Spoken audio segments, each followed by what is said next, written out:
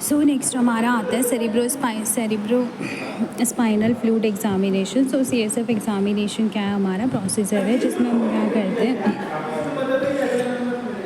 the clear and colorless fluid surrounding a brain and spinal cord produced by a choroid plexus।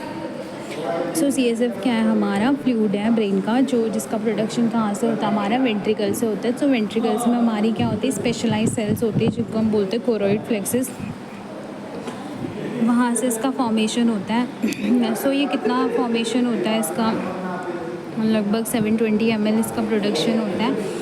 अब इसका जो function है ये किस तरीके से काम करता है, कुशिंग का काम करता है, दूसरा न्यूट्रिएंट ट्रांसपोर्ट करता है, ये ब्रेन को वेस्ट को रिमूव आउट करने में हेल्प करता है। नेक्स्ट आता है इंडिकेशन ऑफ CSF एग्जामिनेशन कि CSF एग्जामिनेशन के क्या क्या इंडिकेशन होंगे। सो सस्पेक्टेड मेनिंजाइटिस और इंसेफेलाइटिस, कोई भी ब्रेन का इन्फेक्शन को फाइंड आउट करने में हेल्प करता है।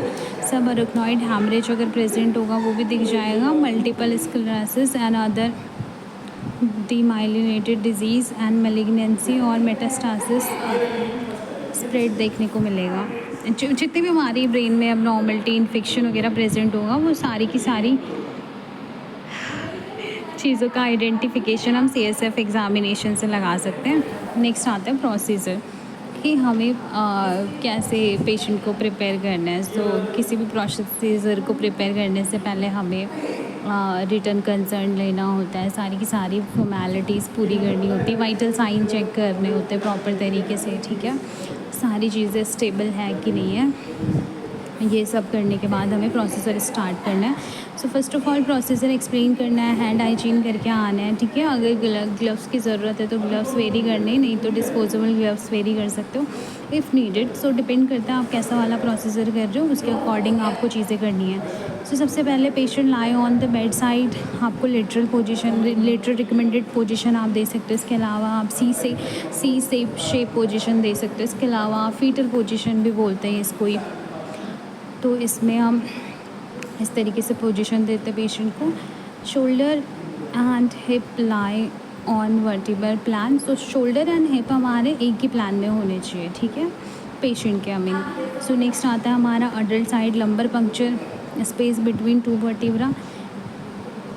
हमारा L3 और L4 पे हम बेसिकली लंबर पंक्चर करते हैं। दूसरा स्ट्राइल नीडल को हमें क्या करना है, पुश करना है लंबर रीजन पे। देन हमें क्या करना है, नीडल को रिमूव आउट करना है और देखना है CSF निकल रहा है कि नहीं निकल रहा है। सो इसके आपको जेंटली आपको क्या करना है, नीडल के हब को इंसर्ट करना है और जेंटली आपको रिमूव आउट करना है। और आपको 3 कंटेनर लेने, तीनों कंटेनर को लेबल करना है और उसमें आपको 5 ml CSF को क्या करना है, फिल आउट करना है। तीनों कंटेनर को आपको देन लेबॉरेटरी सेंड कर देना है। रूम टेम्परेचर पे ही आपको रखना है CSF को, ठीक है। और देन फर्दर इन्वेस्टिगेशन के लिए आपको भेज देना है इसको। अगर हम इसकी वैल्यूज़ की बात करें तो clear and colourless appearance, opening जो इसका प्रेशर होता है वो 10 to 20 mmHg होता है। प्रोटीन का जो नॉर्मल अमाउंट होता है 15 to 45 पर DL होता है।